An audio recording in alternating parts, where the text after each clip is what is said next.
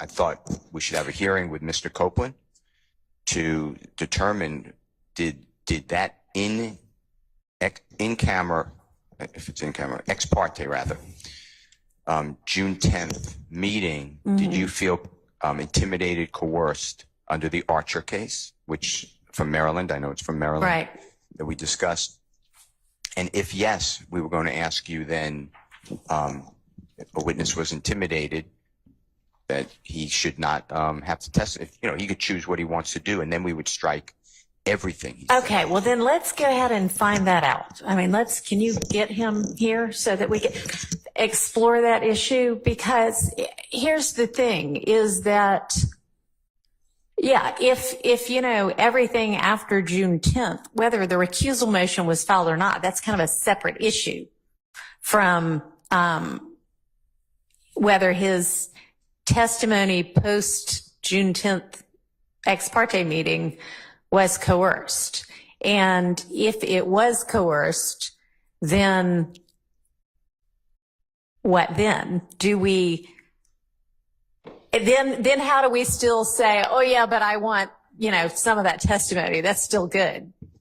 I thought you, and listen, I have so many, you know, going on. It's just the reality of our case. Yeah. But I thought you said that either yesterday or last week that we will find out whether Mr. Copeland actually wants to testify, continue testifying, and then if he doesn't continue testifying, my understanding of the law is then he would never have been given an opportunity to be cross-examined. Right. And therefore you strike all of his testimony. Then you give the command to the jury that wipe out everything that you heard, saw.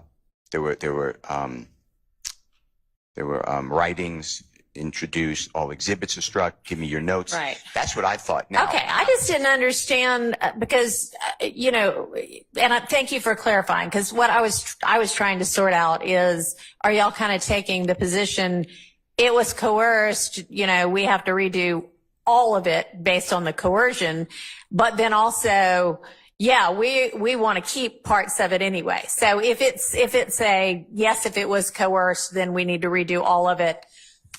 Or, you know, find out, does he at this point kind of redo are you intending to take a stand and testify, or are you going to be held in contempt? That's what I thought. Okay. All right. Just so sounds like, well, then we're on the same page. Just wanted to make sure y'all weren't wanting it kind of both ways. Ms. Levy, you look like you want to say something. I was trying to get a full grasp, Your Honor, on everything that was being said. And when I hear that we're looking into whether or not his testimony was coerced, of course I'm going to defer to the court. I would object to that for several reasons. One of which is that the court has had an opportunity to review what went on there. And I believe that based on what is there, right there on the transcript, the court can see and I believe could make a determination that there's not coercion. So based on the way that the witness has conducted himself, and based on the concerns that we have expressed, the concerns that the witness expressed during prior interviews before I even came onto the case, I would ask that the court not revisit or go back and see, have a hearing on whether or not he felt coerced. Okay, so this isn't a revisiting of the issue because the issue is live and still pending before the court in Mr. Kendrick's motion and supplemental motion for mistrial and in Mr. Shart's, on Mr. Stillwell's behalf, revised motion for a fair trial. That's a big claim in both of those motions. And I mean, I just gave you to Friday to respond to them, but, and yeah, I think that on the record, it's a legal determination to be made. We don't necessarily need to hear from Mr. Copeland because I'm not sure about Mr. Copeland's credibility on anything anyway, but. And And so for those reasons, I would ask the court to not have us bring him in before that time that he has to testify. I'd also point out that his counsel was present. I know.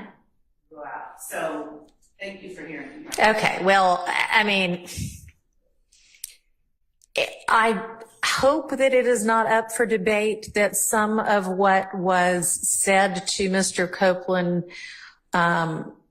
in terms of potential ramifications if he didn't testify was incorrect. I don't think that there was any kind of, purposeful or nefarious motive in that. But I mean, at least with regard to the notion that he could be held until the trial of even the severed co-defendants was completed, I don't think is a correct statement of the law. If you believe that it is, then please provide me with what you're basing that belief on. But I mean, I also don't think that he paid much attention to that at all. He doesn't even seem to have, he kind of basically moved on from that, but that was incorrect.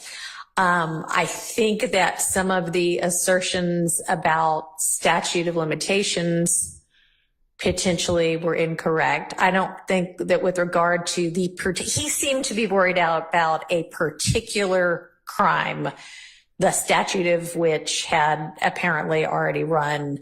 But I think that in terms of the notion that he faced no potential jeopardy with regard to crimes based on statute of limitations. I mean, there's the immunity issue, which is wholly separate, but y'all are basically saying you don't even have to worry about it for the statute of limitations reason.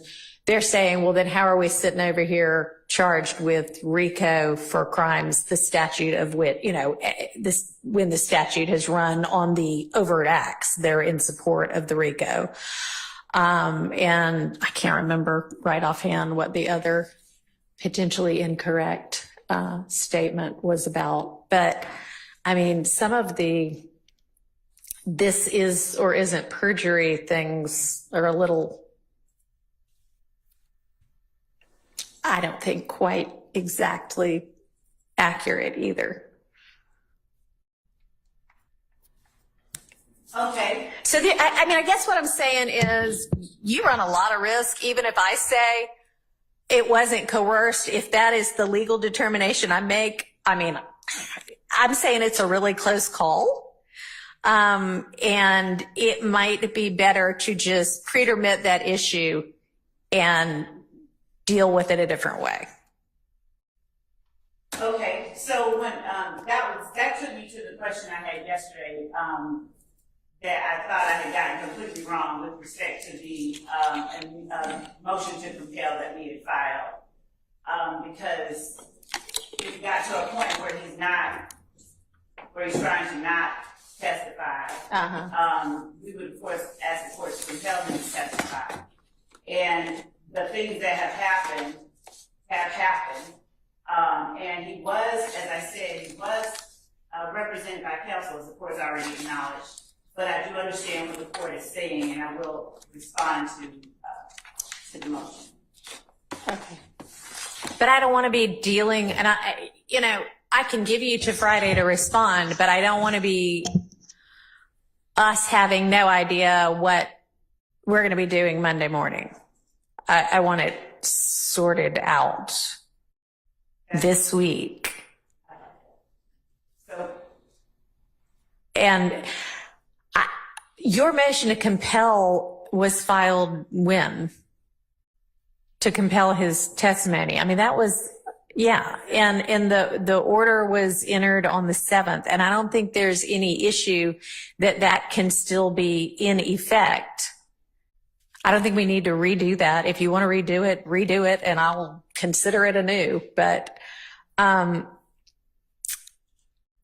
mean, the more prudent course would really be to just bring him in here like tomorrow and say, and if anybody wants to come up with, he's probably been advised ad nauseum about everything at this point anyway. But given that I just said, I think some of it's incorrect, you know, a correct advisement of here's what the issues are, here's what you potentially face, and we're going to do it in court with everybody in front of us. Y'all can have some input on what he is advised of. Does he have counsel currently? I know he's gotten rid of Mr. Melnick and Ms. Bumpus at this point. Yes, that's correct, Your Honor. Mr. Melnick withdrew representation. His Bumpus was fired, so he has no one has said anything to us about a lawyer on his part. So we are unaware of whether he has any representation. And I'd also point out just that since he is still under that immunity grant from the state, my position is that anything what he testifies about would not subject him to criminal exposure. We can't use it. We can't go out and. Yeah, and I agree that with regard to the immunity, he doesn't, but it's because of the immunity. It's not because there's some statute that protects, some statute of limitation that protects him from criminal liability. It's the immunity that would protect him. And he was not exactly accurately advised as to that, I don't think, at least potentially. Okay. So, I mean, I just think it might be cleanest to give him correct advice as to all of it and then find out what his intentions are. Would that work for everybody? Can I get an affirmative if that is in fact the case, not just a, like on the record, yes, if it's a yes. I'll be back to Mr. Williams, yes. Okay. Yes. Yes, Your Honor. Yes, Judge, with the caveat that no party, no state, even though they say it's our witness, not have any communication with that person while he's on the witness stand, which he still is, presumably. Thank you. Okay. And Your Honor, with respect to Mr. Harvey's request of the court, I would openly request that the court allow us, because like we have had to transport the witness, I'd request in front of everyone that the court allow us the opportunity to continue transporting him, doing as we have been. I mean, he's under your subpoena. Y'all are the one that needs to get him here, but no substantive conversations. Understand? Yes. Okay. All right. And y'all think you'll be able to achieve getting him here tomorrow? Your Honor. Can you get him here this afternoon? I mean, no, that's fine. But can you get him here tomorrow?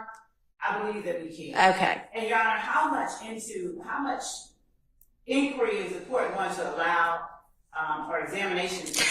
We don't need to examine him about that. What we need to do, I think, is, given everybody has agreed, is just properly advise him as to what the immunity order means, what the consequences or potential consequences of refusing to testify regardless of the immunity order mean, and find out what his intention is.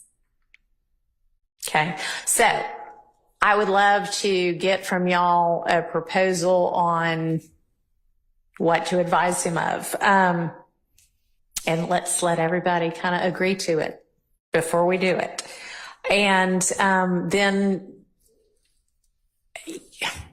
it might not be a bad idea to have counsel for him. I don't know whether he's going to want to hire somebody, or whether he is, I mean, he's not a criminal defendant, so he probably wouldn't be entitled to counsel from the public defender's office, but maybe I can find somebody willing to take it on, whether he can pay them or not. I don't know. So, Your Honor. Suggestions?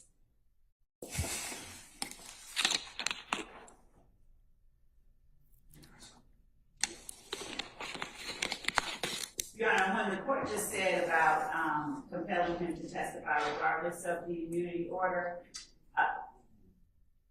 We wouldn't seek to compel it without it because there's potential criminal exposure. No, I know. I think you might have, I didn't mean to say that. The consequences if he does not testify despite the order. Any ideas about counsel?